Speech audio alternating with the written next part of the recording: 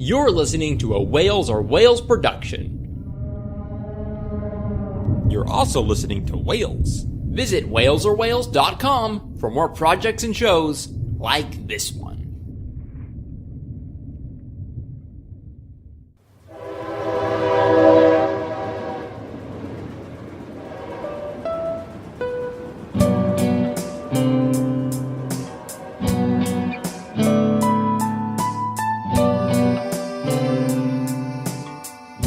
Hello there, welcome to Train Station at 8. We've saved you a seat. I'm Steven, your host today, and this is a video game music podcast. And if you've never listened to us before, well, you might not even be able to tell that we're changing anything up this time, but we are. For the past, I don't know, it feels like 25 episodes or so, we've talked about one single song on each episode. But after a while, it started to wear on us a little bit, and we wanted to change the format. So as we go through this episode, we will be exploring brand new territory, which is pretty exciting. But we don't have to do it alone, because Bryan, you've returned again to be the co-host. Yeah, you know, I'm liking this podcast, so every week I'm like, yeah, maybe I'll show up again. And like 50 times in a row now, so I guess it's a thing now. Loyal, dependable, and predictable. All of the things I look for in a good co-host. Good brother. That's true. We also have a guest this week, and it happens to be Emily Reese from the Top Score podcast. Hi there, Emily, and Hello. Welcome to the show. Thank you for having me. Oh, well, you're very welcome. Thank you for coming. So how are you doing this evening? I'm really glad we were able to finally get connected. Yeah, no, I'm doing great. It's a little cold up here these past few days. I've had the heat on, which is kind of annoying, but other than that, I think it's going to warm up, and summer will come someday. As someone who's living in like a literal steam bath of tropical weather, that's weird for me to consider. Oh, I'm sure. I think it's like 50 some degrees out right now. Wow, extraordinary. When I woke up yesterday morning, it was 37. Jeez. Yeah, it's 59 right now, so it turned out to be a pretty nice day, but yeah, it's... Okay. Yeah, that is about where I would not mind that temperature right now. Yeah, I was walking today in sunshine and an 87-degree heat and humidity. I would just not be okay with that. Nope.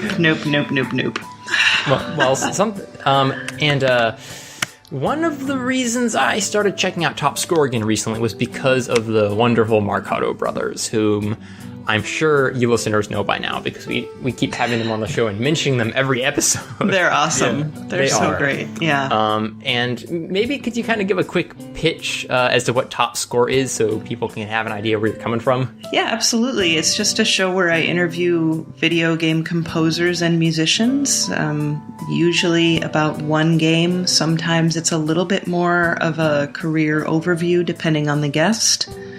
Some people who have had on several times, we're more likely to just focus on one project. So that's about it. I've had some musicians on also who aren't necessarily composers of scores, but have performed on several scores or maybe have had a really memorable performance in some way, shape, or form. That way too. Yeah. Yeah, it's a pretty quick, focused show that really gets down to one specific element, oftentimes, of the person you're interviewing, which I definitely appreciate. Sure. There are lots of podcasts out there that ramble for an hour or more. Ours has been among their numbers in the past. But yeah, I really like the different take you have. So thank you. Definitely check that out if you haven't. Fine listeners. But let's start this show out with something familiar. This is one thing we're not changing with our new format, which is what have you been listening to? And Bryan, I think you can do the honors and start. Oh, wow. Shoot, I need to pull up my iTunes library now. So, last week, if I remember correctly, I went on quite a bit about Ace Combat, right? Yes, we covered the series from Ace Combat 1 to 3 in some detail. All right, so I've been listening to Ace Combat 4. Well played. Yeah, it's really good for people. I won't spend a lot of time at Ace Combat this week.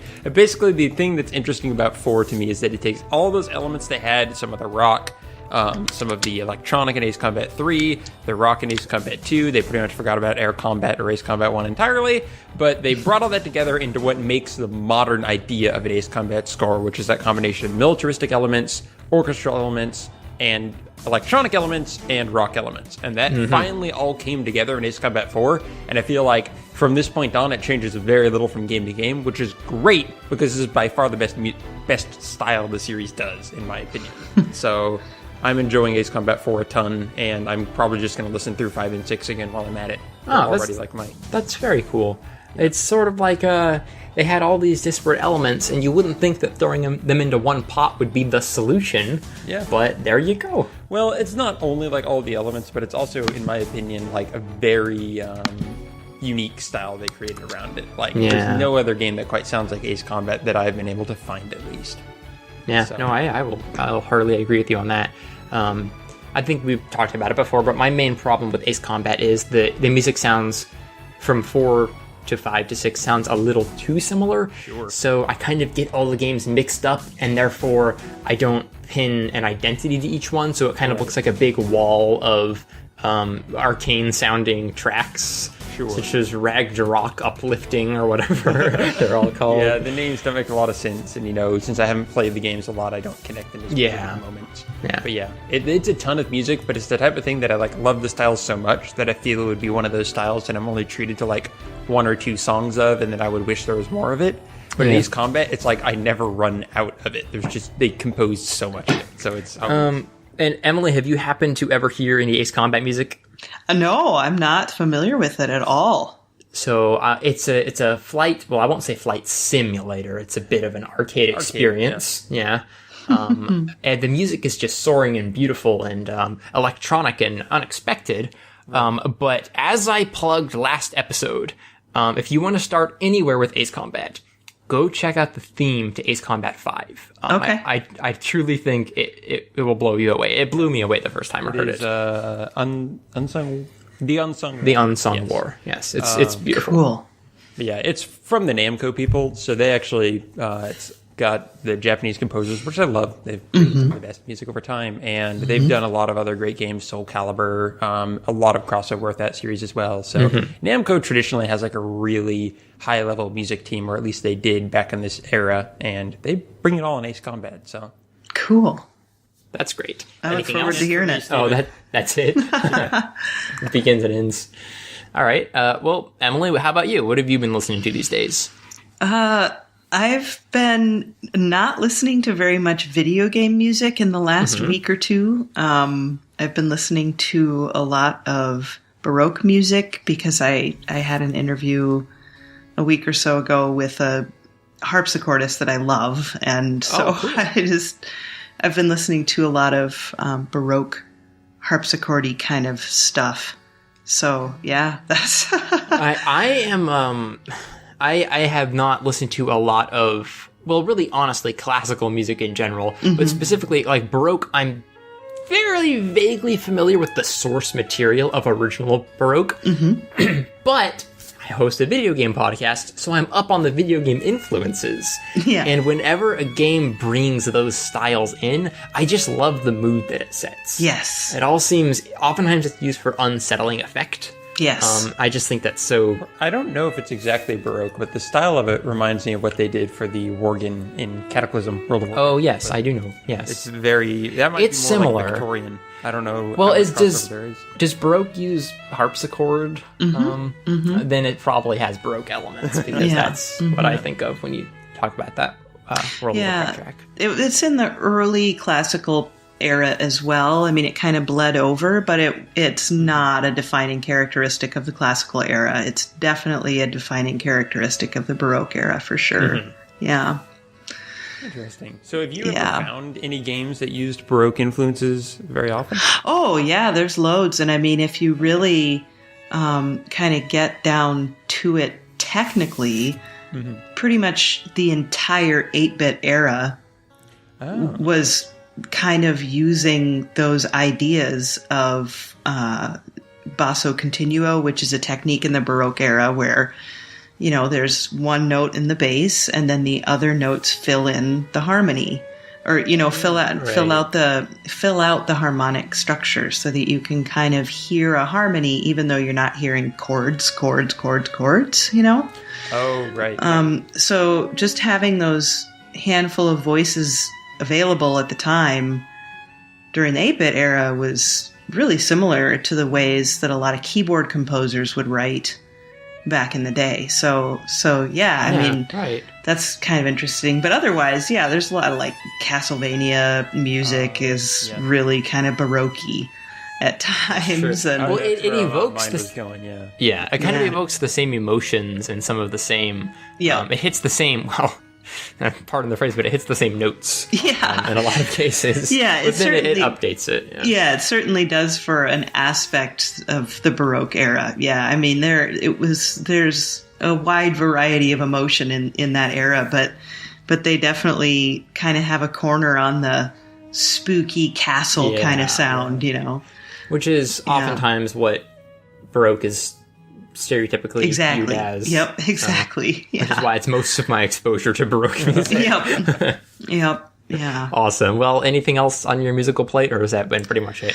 Well, I've been working on I have another show called Learning to Listen, which is kind of a music education based, like music appreciation class kind of show. Mm-hmm. And I'm working on an episode about some of the Beethoven piano sonatas. So I've been listening to a lot of that too.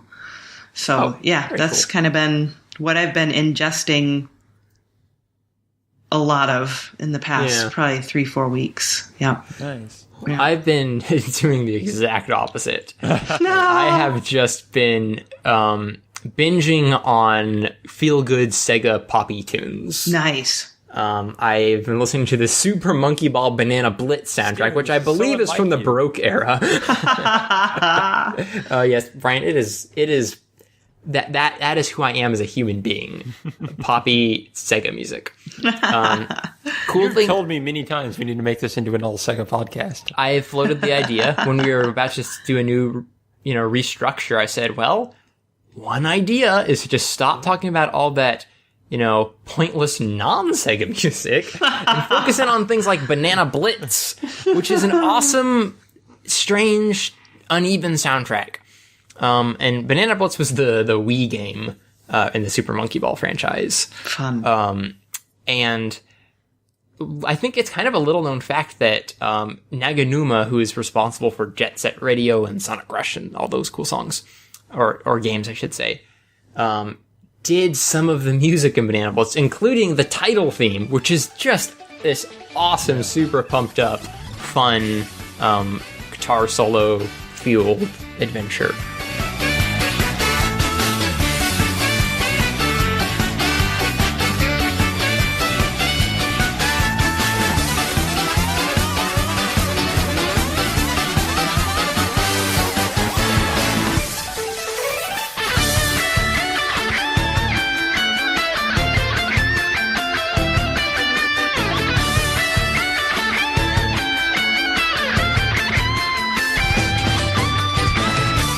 Bryan, did you ever actually listen to that link that I sent you from that boss battle? I started it and I said, I need to listen to this, but then I didn't. I got really distracted. Well, that's it. It's just one of the many examples. I'll play it right now in the editing process. Oh, nice. Of how diverse and strange the soundtrack gets. I'm not sure if I like it.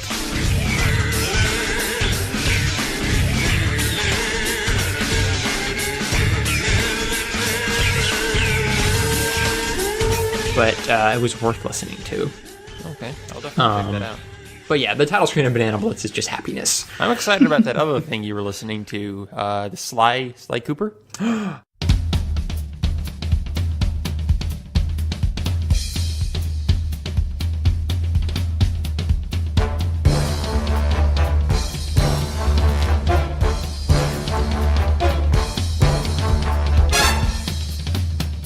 Oh, that's not Sega, but that's fantastic anyway. That was a Peter McConnell soundtrack. He's so great. I love his Sly Cooper stuff. I know. Peter McConnell just... If he's on a project, the project is class. Top to bottom. That's how it works. Yes. My largest exposure to him is Hearthstone, because I got so obsessed with that game, so much that I have a Hearthstone podcast that I also run. So I'm hearing the Hearthstone music constantly, and he did such a wonderful job. So great. Did you hear the story about that? about I don't know. Yeah, how he wrote a whole score and then he went up to Blizzard and they were listening to it. Like they were listening to his music and watching some gameplay and they were all just like kind of, well, this works, and then he had the opportunity to see like two of the programmers playing or, two of the, people who really totally knew the game playing and they were, like trash talking each other and just getting into it. And it totally changed the way. And he threw out the first score and wrote a whole new one. And that's the music you hear. That's amazing. It's got so much passion and just fun behind it. And personality, right? Yeah, definitely. Atmosphere There's down. always personality in his music. Always, yeah. And that takes us right back to Sly Cooper Thieves in Time. Oh, yeah. Which is so good. You can't listen to it without a big smile on your face. I know, there's like bass clarinets honking away and bassoons, and it's just, he's just the best. Oh, that makes me want to go so listen authentic. To that. Yeah, it's good stuff. Yeah. Yes, so it's been Super Monkey Ball, it's been Sly Cooper. It's also been some Sonic Advance 2, which is just fun. I love that. Rockin' Sonic music. I do love the Sonic music. And the last soundtrack I wanted to mention is the soundtrack to Grandia, or I suppose that's how you pronounce it. It's an RPG. It's Grandia, so I guess it's Grandia. It's Japanese, so they only have one pronunciation for each vowel, so we just have to remember what the Japanese pronunciation is for each of the vowels. I suppose, assuming it's called Grandia in Japan, which it probably is. Right. I can't remember if it's an A and an A sound for their A's, so. But that's a real surprising soundtrack. The game is an RPG for the PlayStation 1, which I've never played and probably never will play because I just have not been able to get into classic JRPGs. Yeah. But I listened to the soundtrack one day and was blown away. Just totally, I couldn't believe what I was hearing. I had to double check the YouTube video to make sure that was the song that was playing on my computer. It's like this, grandiose. It feels like the best 70s orchestra. Grandiose. Grandiose. You caught me.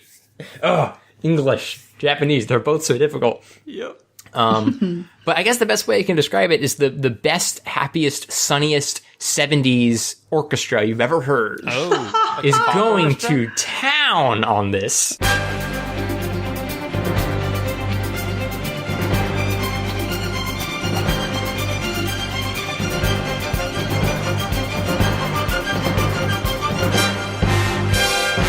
Oh, that's awesome. And then the music is just off kilter and hilarious. It really, really is fun. And I don't know what Grandia is about. I have no clue. But boy, the music speaks to me. I've only listened to the first disc. There are 2 discs. I've just been listening to it on the internet. I wonder if do PlayStation games let you pop the disc? I think some do. Some let you pop the disc into it. Oh my gosh, I'm listening to a little bit of the soundtrack. This is amazing. I know. It's no joke, man. Yeah. It's very good stuff. I love this pop orchestra bright style. It almost sounds like you're coming out of pop orchestra. I'm going to look it up. Yeah, definitely. I think it's the first song on like the most playlists you'll find, but the main theme. Title music? Okay. I guess the thing that it is very good.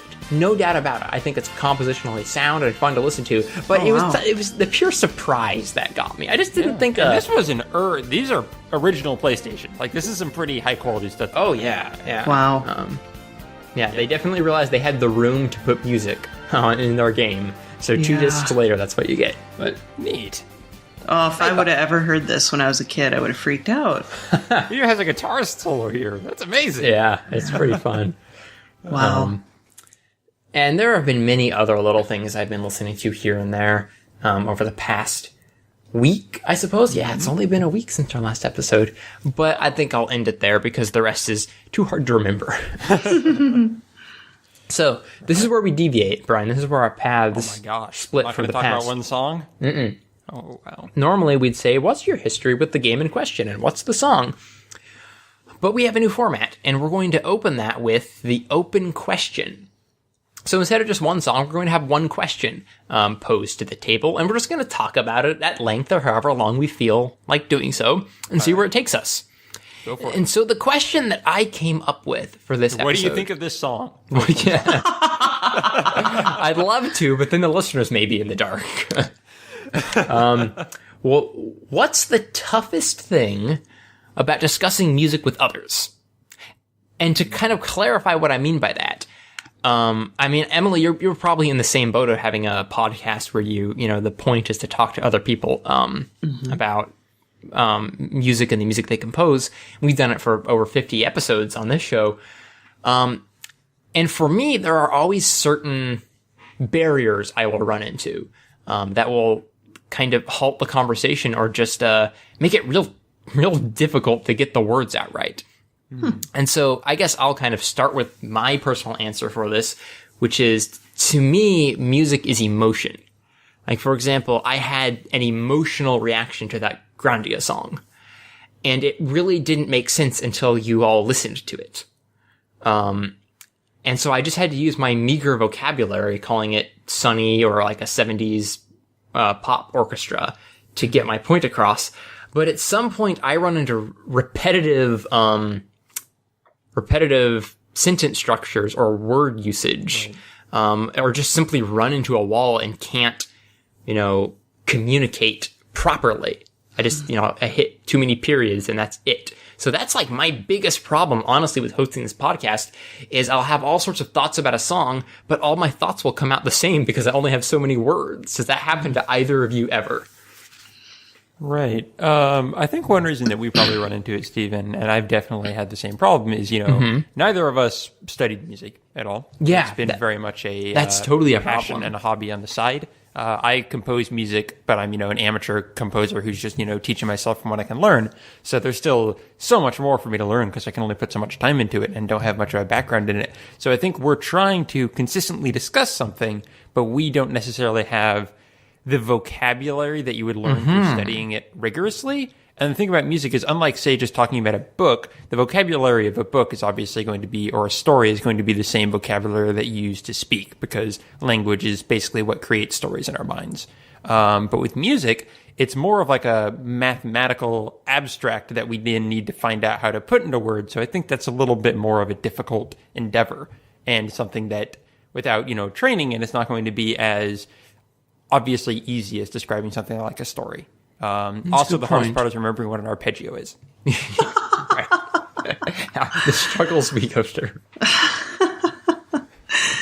I think those are all really great answers. I think, part of that is a vocabulary thing, but most of it is that what Bryan was just saying about how, we're trying to put something abstract into words. And I mean, I was a music theory major in graduate school, and that's something that theorists argue about all the time, is meaning behind music and whether there is any meaning behind music or whether it's autonomous or not. And those are discussions we have. But the point is that we always still use the same words when we're talking about music. That's the same kinds of things, whether I'm talking on the radio, to an average listener, which is, let's face it, someone just like you who probably doesn't have a lot of music training, but they just enjoy listening to classical music.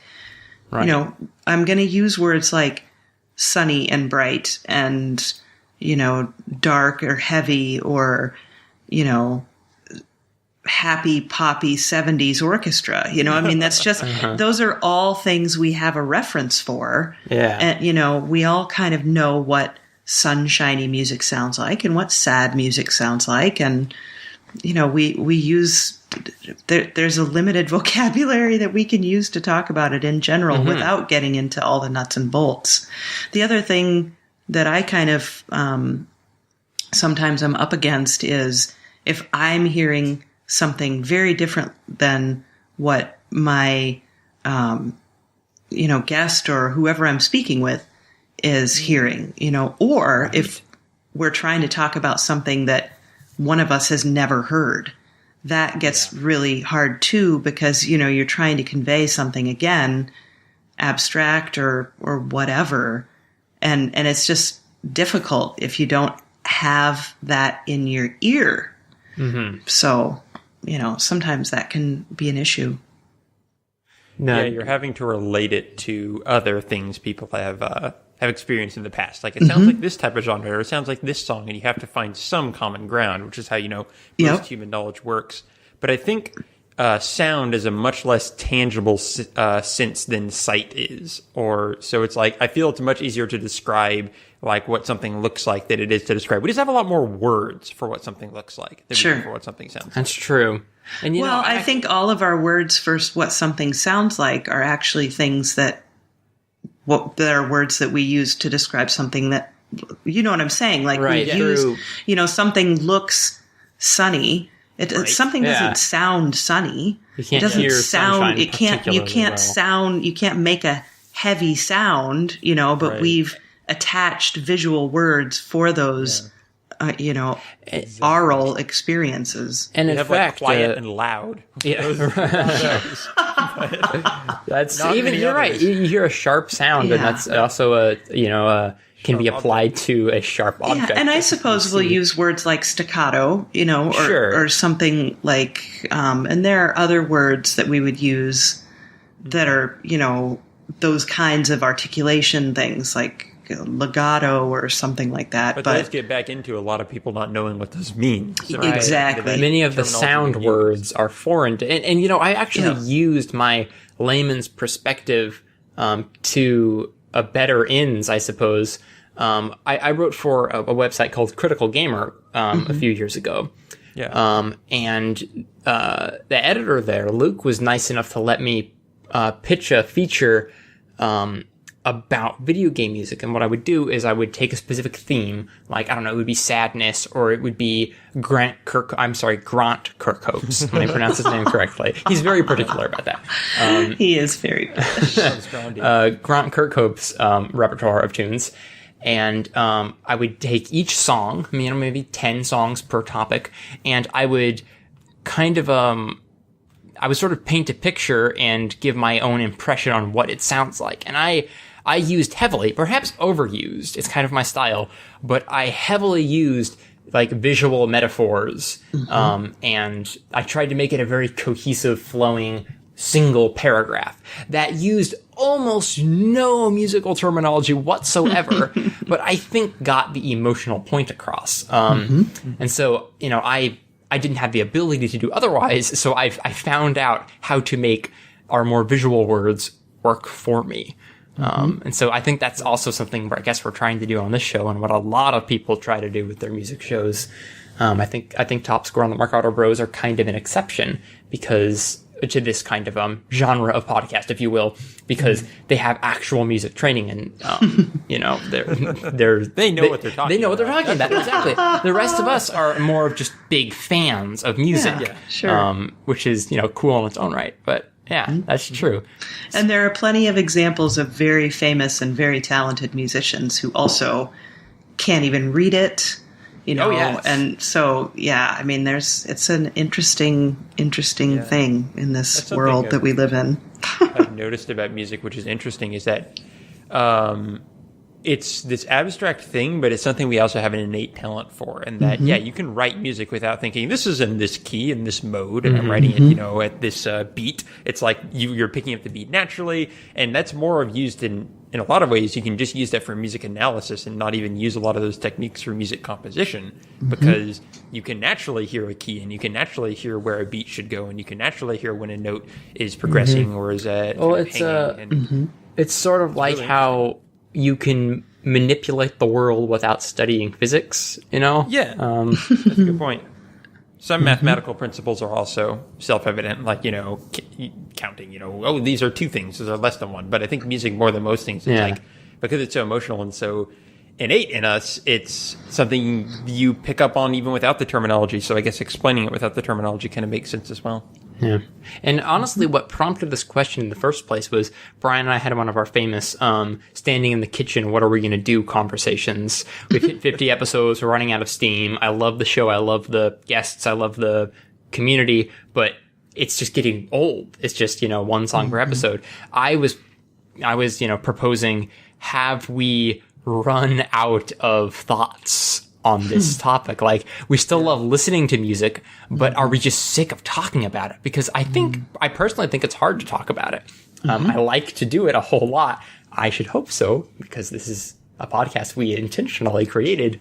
but I kind of thought we hit a wall. So hopefully I'm very hopeful, actually, that this new format will help reinvigorate it, simply to pose the topic in a different light, put it in a different frame of reference, and get some new questions opened up. So, sure. Anyway, so Bryan, maybe you're just going to agree with me as usual, but is there anything that you find difficult to discuss about music, other than what we've already covered? Other than, not having a shared frame of reference, that's obviously very difficult. Finding new things to say. I guess knowing when to get more technical with the song or something. Like, when are you just pointing something out because you noticed it, and when is it actually useful to the discussion? Right. Sometimes it can be like, here's an interesting factor about this song. It, I don't know, uses this technique, or is that... I noticed that the violin started up halfway through. Right, and it's like, well, you noticed that, but is that actually important to the discussion? Like, or just, something about the song. Is it like pointing out, hey, this painting, that's red.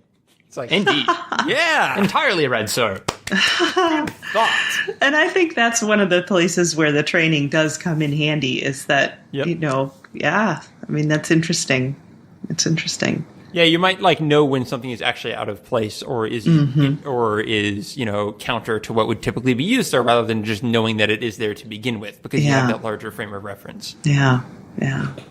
And that's not something we always have the privilege of, especially, coming mostly from a video game music background. So, it might be like, well, this isn't really, this isn't unique to this genre. It's just the first time we've encountered it. So That's true. But, on the other hand, because we played so many games and we're familiar with that whole scene, some of the stuff we can pick up on is specifically in games. This is a new idea, this is creatively used here. And, games use music in a different way than other mediums. So we are pretty, sharply attuned to that sort of thing. Like, oh, look, they looped it here, but they're fading it back in over once you enter this area.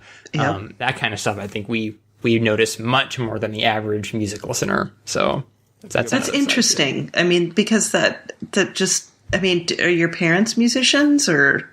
No. Nope. No musical background. Bryan is the only musician in our family. He does play guitar. He does compose.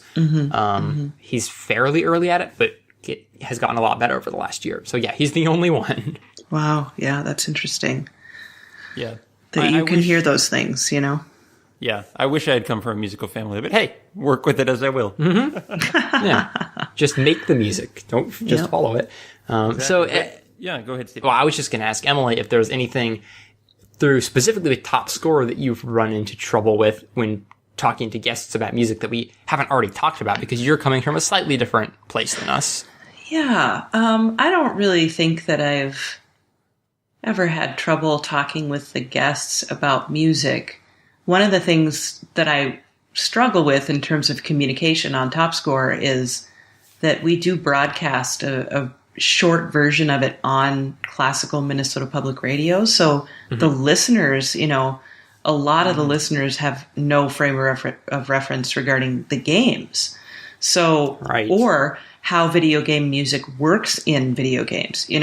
It's like, so that I find I'm either I don't know that I could ever over-explain, honestly, but I probably could stand to explain a lot more in that regard with that particular tiny little feature that we make out of the longer episode. But yeah, I don't really think that I've had much trouble. I don't. I mean, that's good. I mean, that bodes very well overall. It's kind of an interesting opposite force there, where we're speaking to a primarily video game audience. How much should you be explaining musical terms when you have them on there, and how much should you be explaining the background of music? And you're kind of in the opposite place, where you are speaking to a primarily musical audience, so they all get that stuff right away. But how much do you need to over-explain the video game angle? And then if you do start over-explaining it, I wonder if there's an element where you're alienating those who are totally in the know, and they're like, oh, geez, don't tell me what a first-person shooter is. I've played them before. Right. And I would venture to guess this is probably why a lot of professional symphony musicians don't listen to classical radio, because they're like, I already know all these stories. I already know all these things.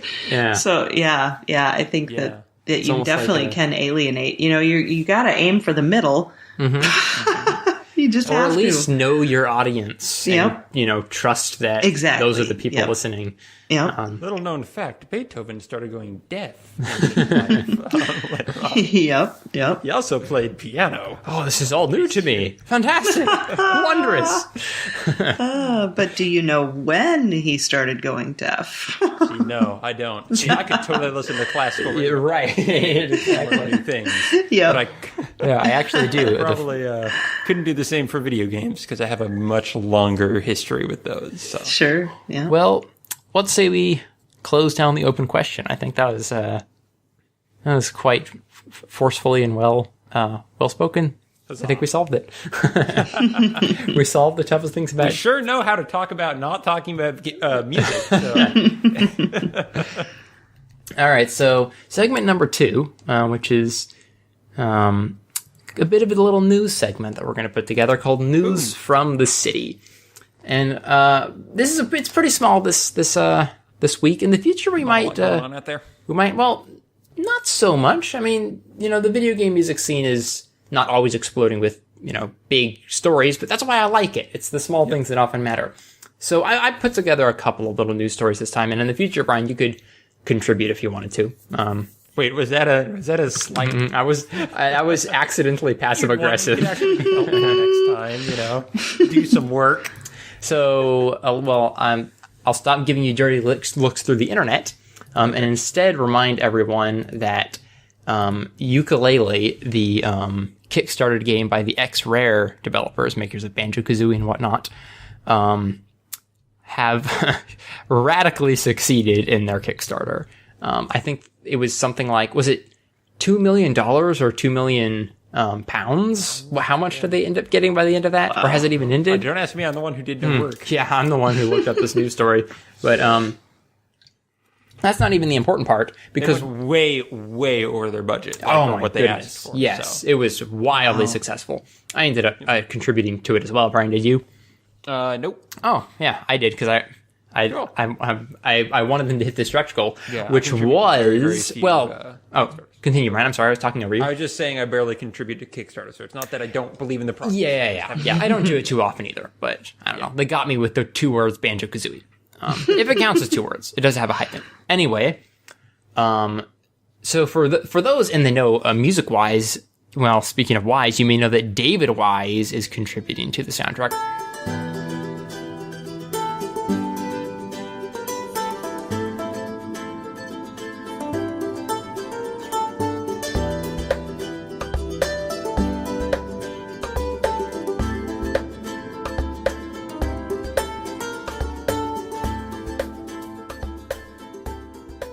Along with Grant Kirkhope.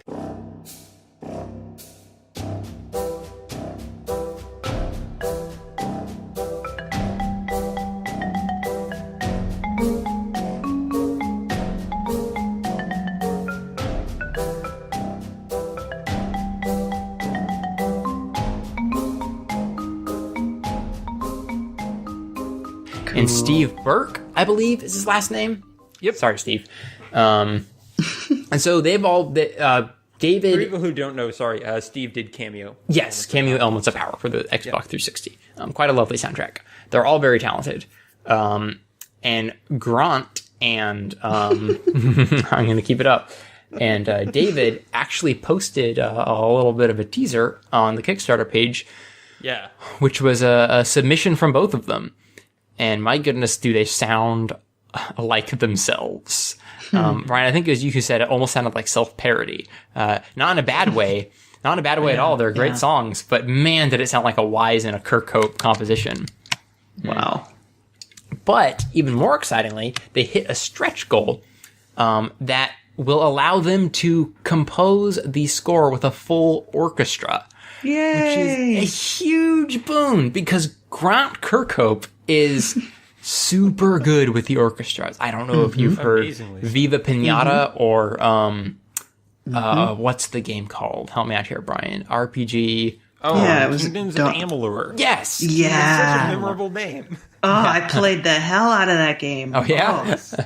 Yeah, it was not the great. I mean, there were some really annoying things about that game, but I played that game all the way through twice, I think. Oh, that's amazing. I have it on Steam. I've been wanting to try it out. It was like a super group. They had like the original game designer from Morrowind working on it, and they had, they had Grant Kirkhope doing the music. It was a crazy combination of talent. It was fun. Yeah, it was a fun game. I forgot all about that game for a little while there. Wow. Dumped a lot of hours into that I've completely forgotten about. But yeah, it was that's a good how it game. goes sometimes. But yeah, especially Viva Pinata, one of my favorite soundtracks.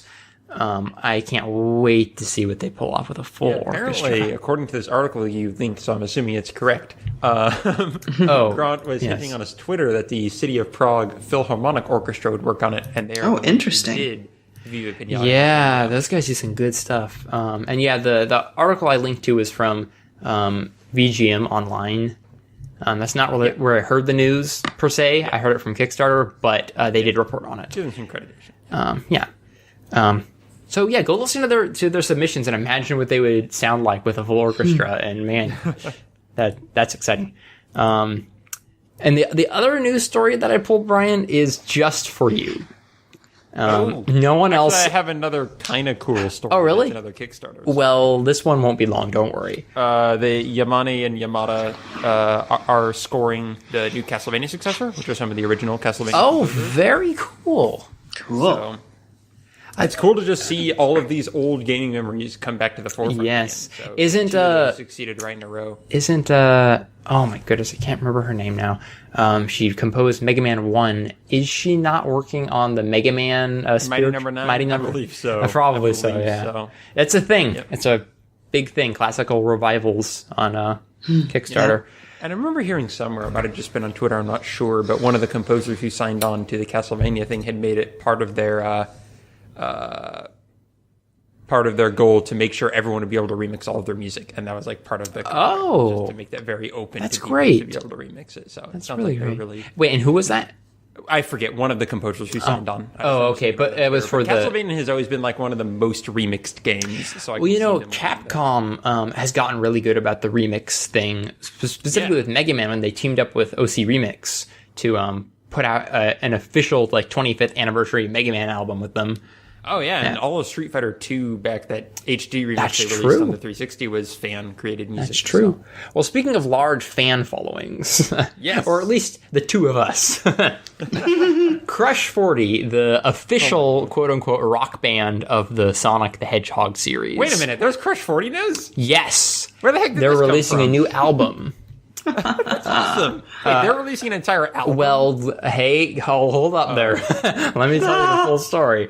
Crush 40, they worked on the big rock theme songs to the Sonic Adventure games, and they haven't really... When someone says modern Sonic music, this is what people think. Yeah. Like it's not all of the music, but it's the vocal tracks. It's the famous stuff. The rock that everyone knows Sonic for these days.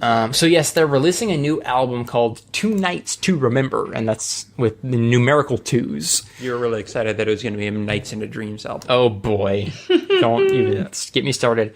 But it's a combination. It has 4 new songs. The first one being Two Nights to Remember. Imagine that. Okay. And then the rest are live tracks from their past music that they played at events.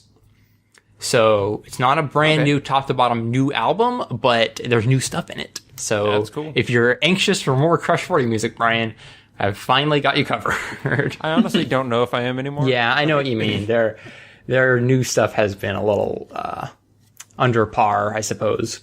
Yep.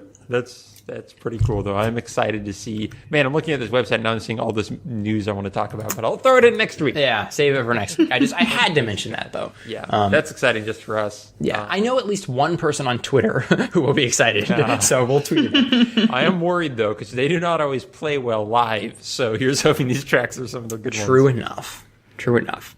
So that's all the news from the city I've got. All right. So we got one more segment here. Before we end the show. I'm excited.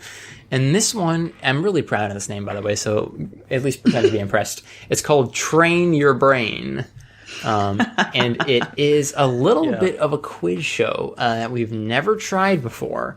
And Emily, I hope you're ready because we are going to be asking you some tough questions tonight. Like music-wise? Like music?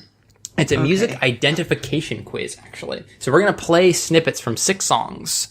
And these songs are all composed by people you have interviewed within the last 6 months. Oh, my God. I know. I apologize if this goes horribly. Well, we'll find out, right? They're all listening. I tried pretty hard to make this balanced. So I hope you'll get some of them. But if you don't, do not feel bad. It is on me. This is an experiment. That's totally fine, and so I'll do my best. Let's give it a shot for the first round of Train Your Brain. So you're going to get 10 seconds for each of these songs, but I've installed a bit of a power-up. Since Bryan has no idea what is in this quiz for 2 of the songs, and these rules might change in the future, you can ask his opinion as to what he thinks it is. And if you can collectively come up with the right answer, I'll give it to you. All right. So you can do that twice throughout the 6 songs. So, are you ready to start? Oh, I guess. All right. Now, if you can identify the composer or the game or anything about it, it's all good. So, let's give it a shot.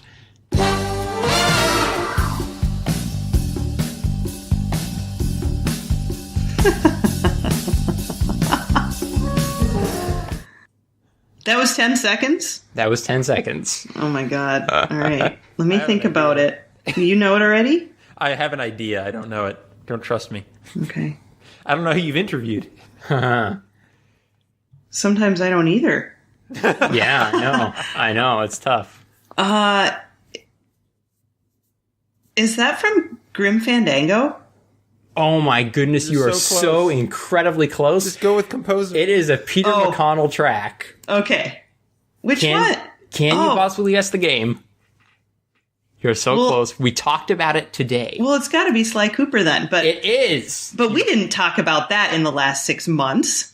But you mean I interviewed him in the last 6 months? Yes. Okay. Yeah. Oh, you confused her with the rules. Oh, I'm sorry. I wasn't very clear. No, it's all good. It's all good. No, it's totally fine. Because I was like, well, Grimm is a little more noir-y than that. But But yeah. Oh, God, what a great score. Sly Cooper. Man. So, yeah, that's good. Boy, yeah, I haven't heard that score in about 3 years.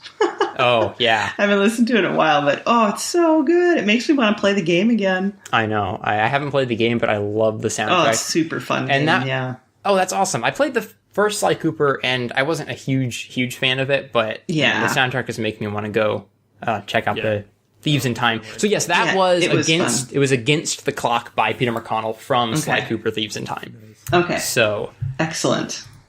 Let's try the next one and see how you fare. Okay.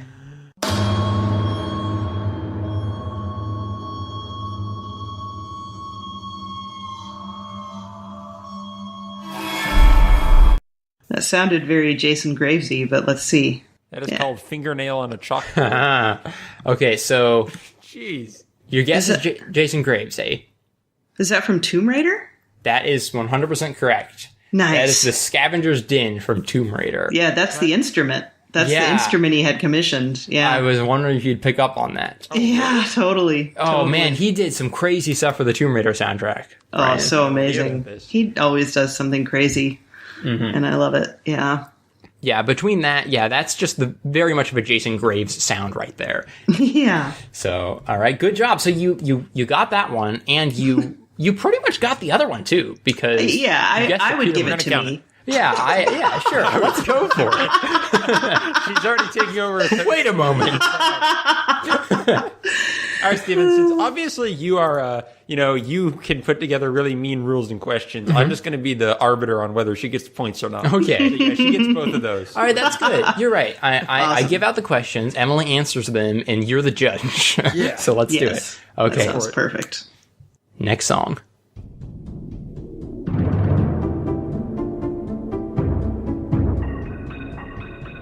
Oh, that's Mist. That's from Mist. Ding, ding, ding, ding, ding. You got it. Awesome. Mist. I love Mist so much. Oh, yeah, I do too. That was Cirrus's theme from the Mechanical Age. Yeah, I loved that theme too. As a younger human being, and even now a little bit, I'm scared to go in those rooms because I always feel like Cirrus is standing behind me. Yeah. I never played it. I never played it. Man. Oh, it's I can't recommend those even games. now it's worth seeing. Even if you just have a walkthrough by your side, it's just so. Cool. It's a very, I don't know. It's an unreal kind of experience. And so yes, They also got a Kickstarter. They're releasing a new Myst game. and is Robin Miller doing the music for the new game? I don't know. Okay, well, Robin Miller did the original Myst. That was Cirrus's theme. Brother of the creator, so it's very grassroots kind of game. So that was all right. The Mechanical Age Cirrus theme. Wait, does this mean you interviewed Robin Miller? Mm-hmm. Oh, awesome! I need to listen to that. So cool. Yeah, it was fun. He was great. All right, so already you can't get less than 50% of the questions. So you're doing better than I thought. So not that I didn't have faith in you, but let's go for the next one, which is... Oh, that's Ori and the Blind Forest. Gareth Too Coker. easy for you. Yeah. I haven't heard that soundtrack. Well yet, but done. I really want to play that. Oh, it's such a... do both of those things. Yes, listen to that soundtrack and play that game. Yep. It's a tough game, but yeah. We came so close to buying that game the other day and just barely said, we have other things to do, but I 100% plan on going back to it. It looks... Yeah, because the two of you can play... Isn't it multiplayer? No, never... No, I don't think that one. No, yeah, I was thinking of... Yeah. Well, the way we play it probably will be like, I can't do this, you try it. Okay, exactly. Now you try it. So that was The Spirit Tree from Ori and the Blind Forest by Gareth Coker. Is that how you pronounce his name, I suppose? Yep. And I have no idea how to pronounce the vocalist. Arlie Brighton? Arlie Brighton, yes. Yep, Thank you. or maybe Airly. It might be Airly, because is it like A-E? Yeah, it has an A-E-R-A-L-I-E. It's pretty tough. Yep, Airly Brighton. Mm-hmm. Phenomenal soundtrack. I haven't played the game, but boy, is it good. Yeah. So we've got two more left on the slate. Let's see here.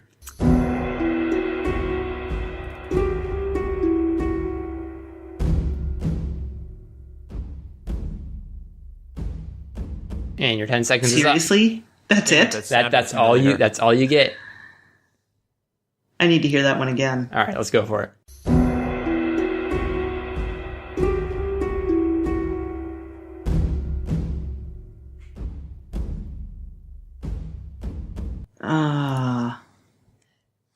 I'll give you a slight hint, which is to say that those two instruments are prominent and, in a way, very authentic. And remember, you still have both of your Bryan credits, so you can always ask his opinion whenever you like. Well, I take it it's... Okay, well, give me... What do you think, Bryan? Shoot. You didn't happen to interview Austin Wintory recently, did you? Not recently. Okay. Is that from... Because I don't think it is, but the drum reminded me a little bit of that Viking game he did. Yeah. But I don't think it's quite the sound of it. I mean, it sounds Peter McConnell again, but... Kinda. That lute and that... I think that was the lute. And the drum were both... Yeah. Sounded so familiar to me, and I can't place it. I'm not going to give you any more hints because you're doing too well at my game. Yeah, I'm trying to come up with this, and it's just... I'm pulling all blank. Have I played this? Oh, you said no more hints. So, Oh. Yeah. I feel lost in this one. It's just so generic. Like, just in that it could be some games. Yeah, I'm sad to say that I don't know. Throw on the top for this one. Okay, well, Warcraft it was very minimal, so I understand why you couldn't get it. But it's actually from Apotheon. Oh, of course. I haven't played that yet, but now that's why it was reminding me of like playing Rome Total War. Right. Oh, jeez, what's the matter with me? Of course. It makes sense now, but in isolation with no context, those instruments could be used for many things. Yeah. And that was by... Jeez. Marios, is it Aristopoulos? I can't remember. Yeah, you got it. Thank you. I didn't want to pronounce that. Yeah, that was Trojan Shores. Oh man, that was such a cool interview too. He's just super into like ludomusicology and all that stuff. Yeah, he seemed extremely knowledgeable. Yeah. That game, for those who don't know, is a game that it's like a side scroller, but its whole twist is it is trying to mimic the ancient Greek art. Am I right on that? Kind of what you'd see on like examples of pottery and whatnot. And the whole aesthetic of the game is so, like, I don't want to say rigidly authentic because it's too beautiful to use that word. It's almost obsessively authentic to that style. It's like watching it come to life. It's quite extraordinary. Yeah, it's neat. Some of the mechanics of the game were a little frustrating, but I really I was just really drawn into that world. You know, I found it kind of a fun game to play, and the music I thought was great. Yeah. Oh, I feel bad. Sorry, Marios. Oh. Let him down. Yeah. Well, you've got a chance to redeem yourself with our final song.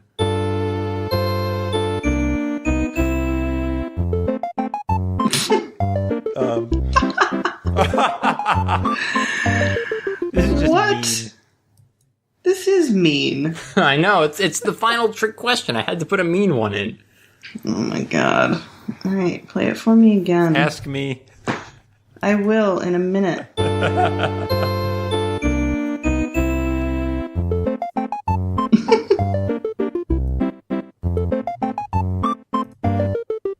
That's right. It's our second Jason Graves track of the evening. For real? No. No. I'm like, what? No. I'm just making silly jokes. Brian, what is it? All right, so Steven, you're just being mean here. I know. Obviously, it sounds like Mario. But she didn't interview Koji Kondo anytime recently. No. But it is from the double album the Super Mario Brothers released of their tribute album to Mario World, right? Yep. Oh, So they're so awesome. yeah, and I don't know if you've had a chance to see this or listen to it yet, Emily, but Will, Carl, and their brother Marty, all three of them worked together to create an insanely authentic tribute album to both Super Mario World games from the SNES. So there's Yoshi and there's Mario. Their underwater theme. And So I guess So great. the cruelty of that track is that they're going for something that is very specific to another game. So, I understand how you might miss a that one. tribute to them. I heard it and said, "Oh, he's playing Mario World. This is going to be obvious." I'm like, wait a second. This isn't. Oh man, they're good at this. Oh dear. Yeah, it's a testament to them more than anything. So, tally up your final score. You got the Spirit Tree, 100% correct from Ori and the Blind Forest. You also got Against the Clock from Sly Cooper Thieves in Time correct. Mostly. Darn right. Well, almost. Yeah, I'm going to count that as 70% correct, which is over the line. We're doing 100. Sirius's theme. Yep. Sirius's theme from Myst, you got correct as well. The Scavenger's Den from Tomb Raider. And you did get Hold Your Breath Underwater from the Marcato Bros tribute album because Brian got it correct, Brian. and you had a Brian token. Yes. So really, the only one you totally missed was Trojan Shores from Apotheon. Oh, Marios, I'm totally sorry. Yeah, I feel terrible. You don't have to feel terrible because you got almost all of them correct, and that was a pretty, obscure, minimal track. So Yes. This quiz would be so much harder if we had to say the name of the tracks. oh man, that would be. I was that'd be screening it impossible. by. That would be impossible. The composers don't even know the names of the tracks. They don't even name their tracks. Exactly. So when we say, I loved you, I mean, I just loved, the Scavenger's Den, Mr. Graves. And he's like, oh, Great. you mean level 2.0, layer 19 and 20? Yeah. With Stinger 4, of course. That's my favorite as well. Stinger 4. Well, thank you for engaging in our quiz, Emily. Of course. Thank Hopefully your you. brain is a little more trained. That was pretty fun and very good knowledge for the future. So I think I made it maybe about the right difficulty, maybe a tiny bit on the easy side, but hey, there were some struggles in that. Yeah, won't have that. I think Emily, you get yourself really steeped in these soundtracks specifically for everyone you interview. So Yeah. Well, I was actually really nervous having you as the first test subject for the quiz. I was too. Well, and I almost didn't want to put you through it because I felt like if you missed all of them, then you would feel like you were failing all of your interviewees. Well, thank goodness I didn't do that. Yes, I was. I was maybe more relieved than you were that you got a lot of this right. All right. Well, this brings us straight to the outro. That was a very fun episode. I think a successful test for our new format. We'll look at it, tweak it, see what we liked, what we didn't like, and come back next week with another episode. But for now, it's time to wind down. So, of course, as always, you can find us at our home on whalesorwhales.com with the Whales or Whales Network. We have lots of cool stuff going on over there, including the new Hearthstone podcast, which is now officially part of the Whales or Whales Network. So we have 2 new members of Whales or Whales, Billy and Andres, who are working with Bryan to make quite an excellent podcast. Thank you. And you guys have recently changed formats as well, so you're in our camp. Yes. Indeed, yeah. We were doing a few episodes kind of to get things going, just talking about the new content that was out, and now we're getting our act together on being a very strategy-focused podcast, very casual, where every week we all just bring a topic that we're wanting to improve on or talk about in the realm of Hearthstone, and just chat about it for about an hour, and we are really enjoying it so far, and I've gotten great feedback from people. People are learning a lot from it and enjoying our personalities and the discussion a lot, so yeah, that's going incredibly well so far, and Billy and Andres are awesome. That is all true information. And Billy was on our recent Whales or Whales All-Star podcast recently. He did a great job. Yeah, so he's, absolutely, for being a new podcaster, he's kind of a pro. Mm-hmm. Also, he's really good at naming files and setting them on time. Andres taught him that. Oh, okay. No one else in Whales or Whales is good at that.